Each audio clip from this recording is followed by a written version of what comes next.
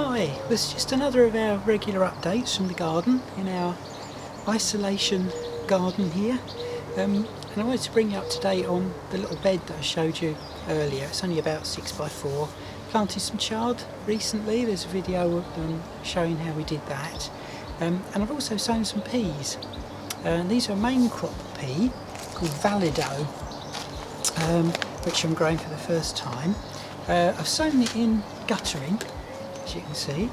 So it's just been sown in ordinary guttering with some holes drilled in the bottom. And once it's ready, these were sown on the 7th of March. All you've got to do is dig a trench in some well-prepared soil. You might have done this, I'm sure. And then just slide them out. Now it should be easy, but we'll see. And you can see how they were spaced. They were sort of sown in 3 rows but staggered, so probably about 2 inches apart in the trays, and they've just got to a stage where they're about to start twining around each other, so they need to come out now. So wish me luck, and we'll give these a bit of a start. Here we go. And the idea is that you just pull them out of the guttering like so. Comes out nice and cleanly, and then of course you just fill in around the sides. Very, very easy, and it just means that you can give an earlier start inside, and you can sow just that little bit earlier and with a little bit more protection than if you were sowing them straight into the ground. You can sow these from March onwards outside and they would be alright. They're very hardy, but it was very cold and wet at the time, but now the soil's absolutely perfect for planting. And what I can do now, I've emptied this guttering, so just filling around them. Now I've emptied the guttering, of course I can re-sow it if I want to, or because we're now, so these were sown on the 7th of March, because we're now 15th of April, we can sow straight outside with confidence. Still very cold nights, but they'll just sit in the soil, the peas, until they're ready to germinate.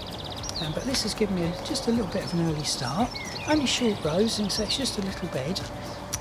So once I've finished these, what I'm going to do, and I'm going to put in some supports in a minute, which I'll show you. I'm going to fill in with some lettuces, which I've already sown as well. There's one called, which I've never grown again, called Valmain, which is a sort of cut and come again type lettuce.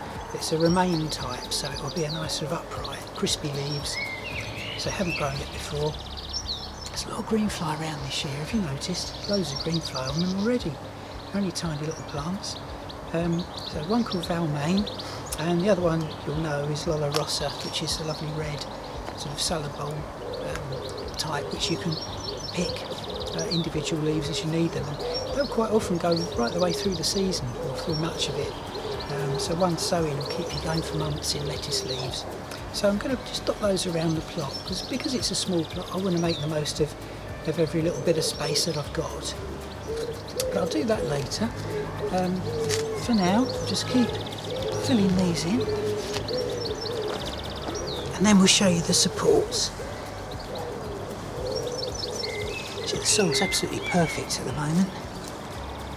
Haven't had a lot of rain, but it's still, we had so much through the winter that there's still some moisture in there. These are about a foot apart, the rows. And for supports, I've got some painter sticks. I've got a few hazel plants in the garden, and every few years we coppice them, take them right down, we just cut one of them, leave another one to grow, and you get some lovely pea sticks, which are absolutely perfect for this job. So I'll put these in. Nice twiggy sticks means it gives the peas plenty of support.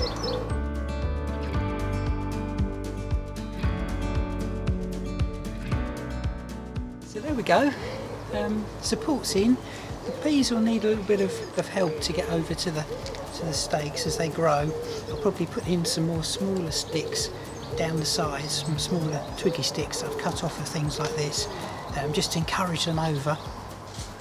And I might also put a little bit of netting over them, because we've got so many pigeons here and they love peas, so we'll try and keep the pigeons off. Other than that, give them a good water, let them grow.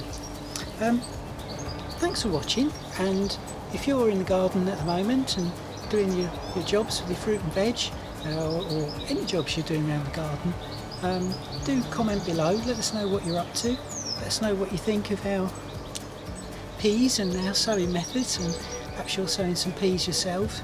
Let us know what varieties you're growing this year. Love to hear from you, so please do keep in touch.